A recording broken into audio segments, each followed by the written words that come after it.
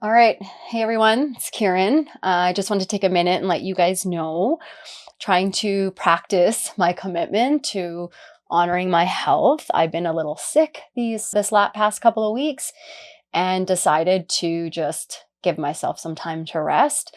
While I've been resting, I've been thinking about a few things that often get in the way for us to have this luxury or privilege that we call taking care of our health.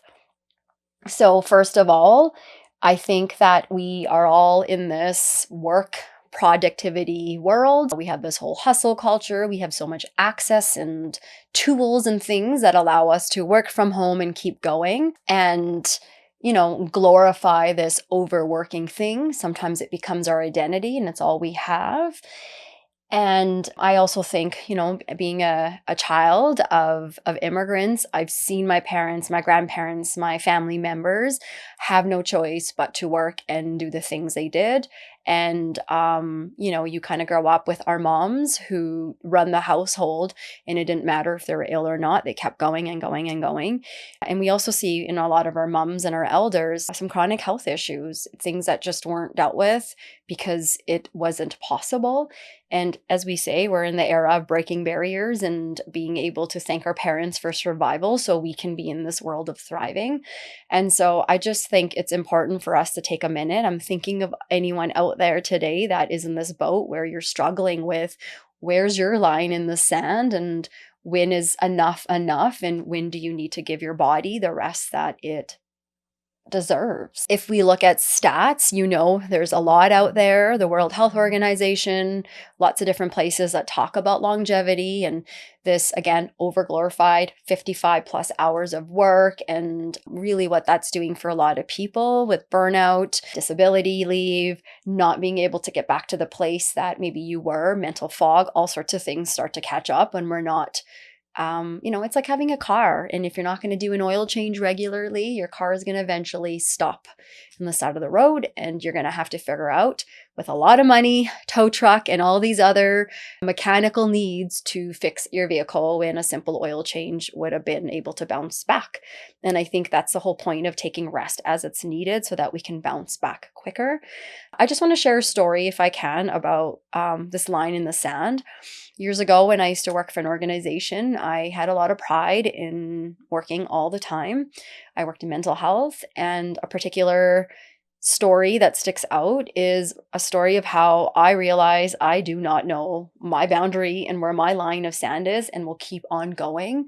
I passed a kidney stone at work in an 8-hour meeting in a boardroom with colleagues and a supervisor going over policies or something like that. It was a lot of pain and you could see it on me. And while my own responsibilities were being taken advantage of, I felt afraid to speak up. I didn't feel comfortable. I thought other people come in sick, and also I get kidney stones often.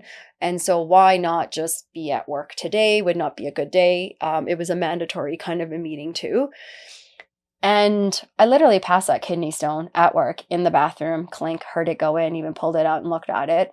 And I will never forget that day because no one knows what you're going through. I had people in a room with me, and apart from checking in, there's not really a whole lot others can do for us. It comes down to us making our own choices and taking care of ourselves.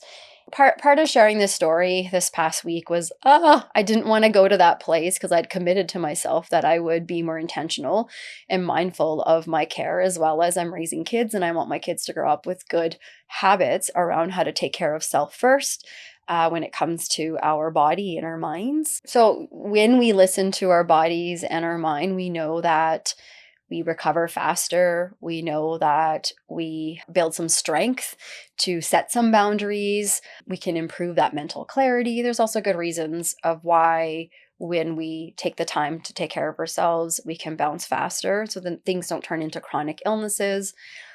And maybe a challenge as I'm thinking about you is check in with yourself this week. Ask yourself how your mind and your body and your heart are. Be honest with yourself. If you feel like you really don't have the option of taking rest, I think it's important to ask yourself more about that. How come it's that way, and who in your village can help you?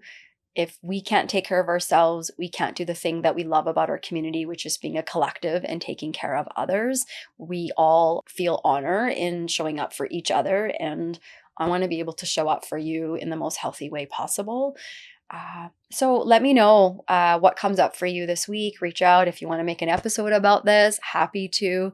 In the meantime, like I said, we have 116 episodes. Get caught up, but just know that I am thinking of you and I appreciate this privilege I have to take a break. Thanks, guys. See you guys soon.